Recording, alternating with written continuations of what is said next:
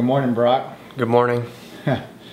So, you've got 3 days under your belt of being back on the bike. How does it feel so far? I was honestly surprised. I honestly thought I would have some issues over jumping stuff, casing stuff, and then general back pain. But yesterday was the third day, and actually felt really good yesterday. My back didn't bother me at all, and started getting like the groove of things. Felt like my speed was getting there, and I don't know. I was really surprised. Like the first day at Elsinore that I rode, I was expecting like, oh well, if I over jump this a little bit, or even if I just jumped this, would it bother my back? And second lap out, I jumped everything, and it was good. I'm looking forward to getting stronger until January, but I feel like I have enough time to be ready for A1, and I think it'll be fun building and seeing the progress. Mm-hmm. So, obviously you trained as much as you could while you were hurt, but there's obviously nothing like riding. So how sore were you the next day? Like were other muscles sore and stuff? Not too much, I would say. More so my hands more than anything. My hands are really bothering me at the moment, but I guess you'll just have to deal with that. Mm-hmm. This is the longest I've been off of a dirt bike since I started riding. So, I mean, that's kind of a big statement, and let alone that, when I was off, the longest before this was 3 months. So It's been 6. So it's been the most time I've been off a dirt bike since I started riding. So I was honestly surprised. Obviously, I'm excited to ride each and every day I get to ride. So I think that's making it fun, and it's going to be fun to see everything come together and build some speed back up and build strength back up and get back to where it was. Cool. So we know you injured your back. Don't want to rehash it all over and over and over again, but like you had the rods taken out, right? Yeah. And so was getting the rods taken out of your back scary at all, or painful? And then why do they take it out? I mean, did you have the option to leave it in? Safer? Yeah, I had my surgery in Toronto, obviously, because I had to do it there.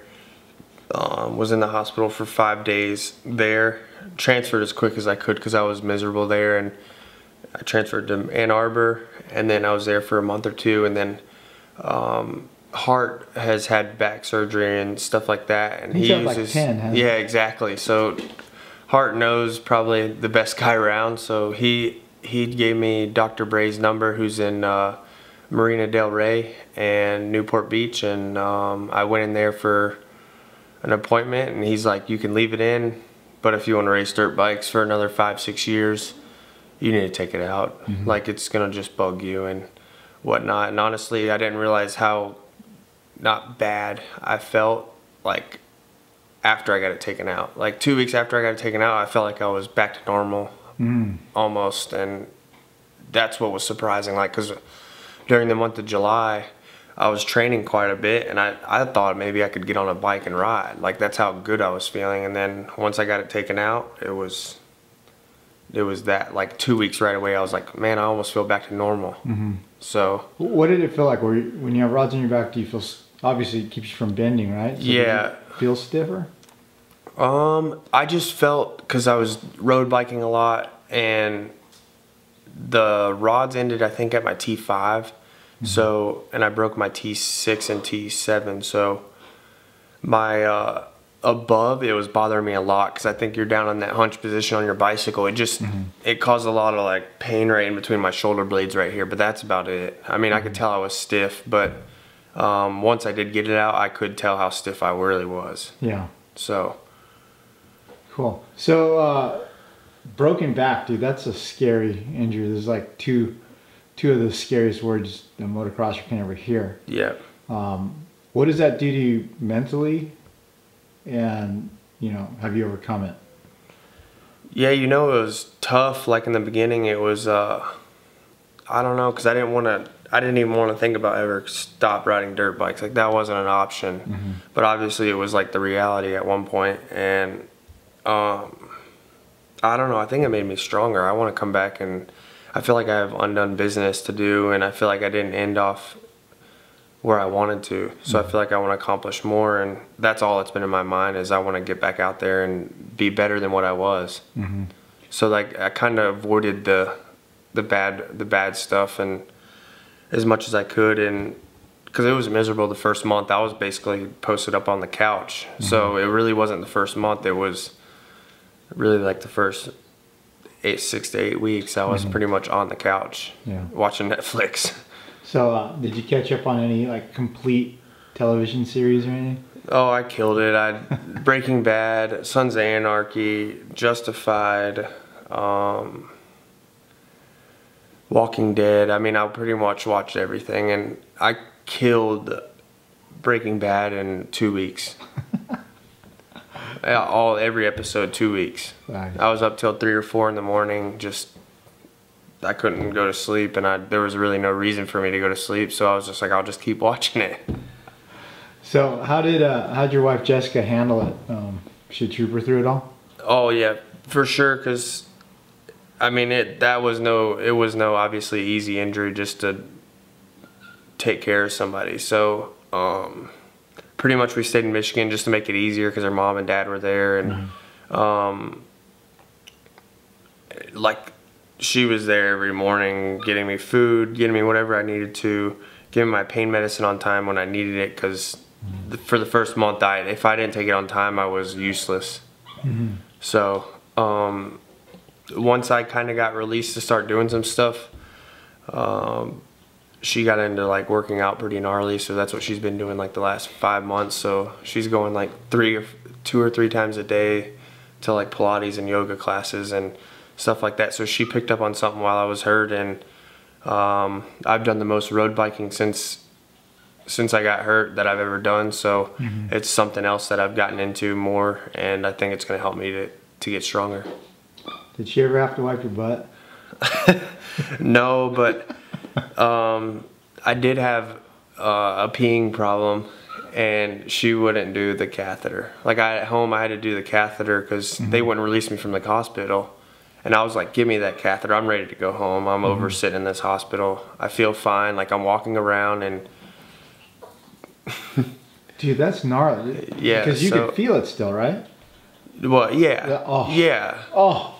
So you had to catheterize yourself every time? Well, they were like, basically, you stay here until you pee normal and basically drain your bladder. Because the problem was I wasn't draining my bladder. Like I could pee, but I would leave 300-400 milliliters liters in my stomach. So it was tough because I was just like, screw it, give me that thing. And I dreaded them doing it, and I was just like, just give me the catheter. I'm ready to go home. Can I make a deal with you? I said, if I can do this and you guys watch me do it, can I go home? And they're like, yes. So I did it, and we left, and we went that afternoon. We left. So. Oh, dude. Okay, so the one time I've had a catheter, they like shot like a numbing gel in there first before they put it in? Yeah. So were you doing that, or were you just No. Oh. I was basically getting the petroleum jelly out myself and lubing up the catheter and putting it in. But I didn't do it as much as I was supposed to, obviously, because it's painful at home. But everything ended up working out like in a couple weeks, and I didn't have to do it anymore. So dude. at least that was, when that was over with, I was like, yes. That was by far the worst. Like, honestly, that's like the worst part of the whole thing. Oh, I can imagine. I can imagine. Because they wanted me to do it every 4 hours. No thanks. So, road biking a bunch. What other kind of training were you able to do up until this point? Pretty much the month of July, I got released to do basically everything. And that was before I had my hardware taken out. And then I had my hardware removal, and basically I had like 6 weeks of doing nothing. So I just started back road biking like a week and a half ago, and started doing some strength stuff now. But he just recommended, obviously, don't do low reps, like high weight. So basically I just been doing push-ups and just some stuff upstairs on my TRX, some obviously core stuff, but Swanepoel is my trainer, and he gets back next week, so we'll start whenever he gets back with everything else. So I feel like I've been building my cardio the last couple of weeks, and over July, I actually felt really good on the road bike. I started feeling better than I ever have, and then I felt like I kind of lost it when I had the surgery again, and then now I feel like I'm getting back into it. So, like I said, I'm looking forward to seeing the progress. I'm not planning on racing, obviously, Straight Rhythm or Monster Cup or anything. I'm just going to focus on getting ready for A1. What's the status of a ride for 2015? As of right now, I don't have anything. Obviously, I'd like to stay where I was at because I felt like I was building in obviously the right direction, and the team and I were working really well together, and I just hope it works out. They said they have obviously some stuff to take care of before they can get it done, but looking forward to maybe the middle of this month if they're supposed to know. So really, that's all I'm waiting on, and that's all I really want to do. So I'm hoping it gets done, and that's where I can be, because we were clicking when I got hurt, and it's just a bummer to see like if it was to go away. Yeah, it looks like they're obviously still supporting you at this point, right? Because yeah, on Instagram, I think you picked up a bike, obviously Suzuki. Yeah, they're taking care of me right now. Just riding a little bit outdoors. I'm gonna ride for like 3 weeks. That's the plan, and then start riding Supercross. So whatever happens, I'll just be ready to go either way. I think if I don't get the ride, I'll be more motivated to do better anyways. But obviously, I'd like to stay where I was at. I was having fun, and everybody was working well together, and I feel like we were getting the bike in the right direction for myself. Okay, so when you race for a living and you do it at that high of a level, you have to ride when you don't even want to ride, race when you don't feel like racing. It becomes a job. But when you're out for 6 months like that, I know you had to miss it. So what was the feeling on a dirt bike that you missed the most? And what was the best to have back? I don't know. It was almost like a release, because I was kind of I was in a bad mood, kind of. Like, I kind of just had an attitude all the time, and obviously I haven't done it in 6 months, so I just kind of had a short fuse, honestly kind of had a short fuse. And as soon as I did that, like on the way home, I was like, man, look at me, I'm smiling, like I'm listening to music, like I'm actually like smiling and like happy. And like I thought like maybe I was happy like a couple months ago, but this is what it is. Like it just did it for me. Like I just tell right away, my attitude and my mood changed right away. What actual like struggles did you have the first day? I mean, at your level, the top elite professional level, is there any rustiness to overcome, or is it just kind of like picking up where you left off? I knew I'm kind of the type to take it easy whenever it's a time to, obviously, but I was like, man, I have good technique. I feel like I hit that corner pretty good. Like I jumped everything second lap. I know Elsinore jumps aren't very big, but I would say just like my accurate, like my just being precise everywhere. Like I kind of it was a little sloppy. I kind of still a little bit sloppy since it's day 3, but I'm starting to get it back, and I'm starting to flow and starting to find lines where I can open my corners up and everything like that. So what is the plan between now and Anaheim one time? I mean, I know you said 3 weeks of outdoors, then get on Supercross. I mean, are you going to stay in California the whole time? Yeah, that's the plan. I don't mind it here. It's close. Everything's close. You can get it done. I mean, obviously there is traffic, and then Dr. G. Yeah, the heat the last couple of days has been ridiculous. But Dr. G's been working with me the last 2 years, and especially with this injury, he's been a lot of help. And every single time I go in there, I definitely feel better. So yeah, he has magical hands. If you haven't checked him out, you need to. Yeah, that guy has fixed me so many times.